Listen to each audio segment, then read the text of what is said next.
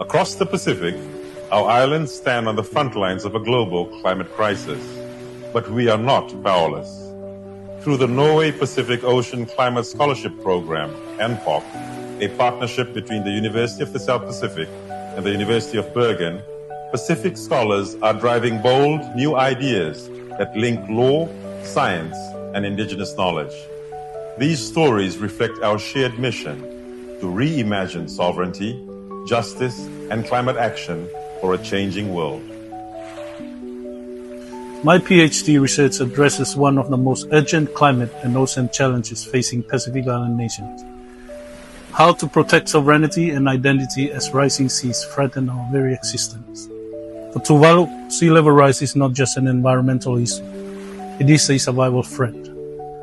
Through my journey with the NPOC program, alongside USP and UIB, I've seen how interdisciplinary approaches can shape meaningful solutions.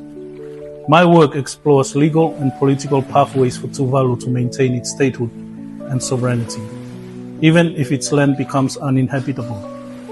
A reality powerfully portrayed in the Forgotten Pacific film.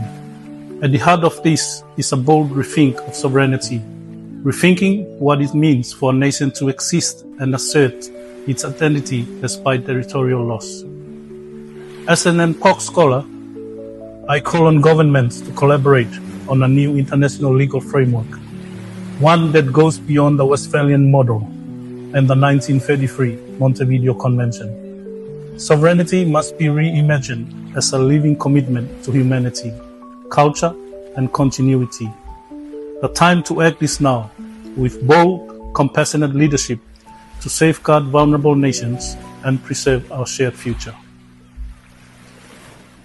As a Pacific Islander, I know that my Pacific Ocean is in trouble. My research helps address the declining health of our ocean by focusing on natural sciences.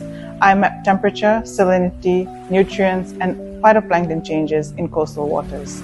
Satellite data link these changes with extreme weather patterns such as El Nino, La Nina, cyclones, droughts, and other factors.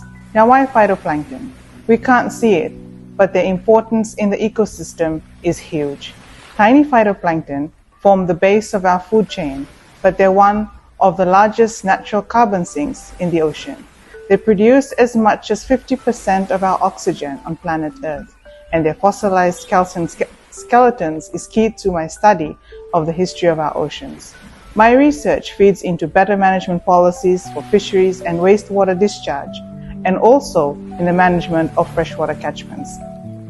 My call to action for governments, research institutions, and communities, especially in the Pacific, is we need to work together more closely to address the challenges of climate change.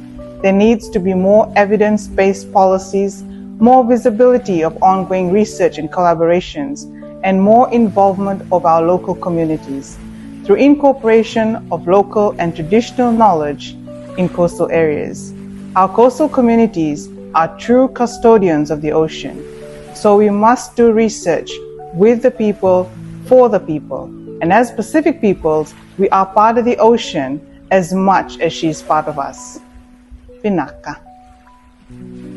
My PhD research connecting indigenous knowledge, migration policy, and climate science has taken on new urgency since the ICJ's historic opinion in July 2025. The court made it clear states must protect the climate, prevent serious environmental harm, and uphold the right to a clean, healthy, and sustainable environment.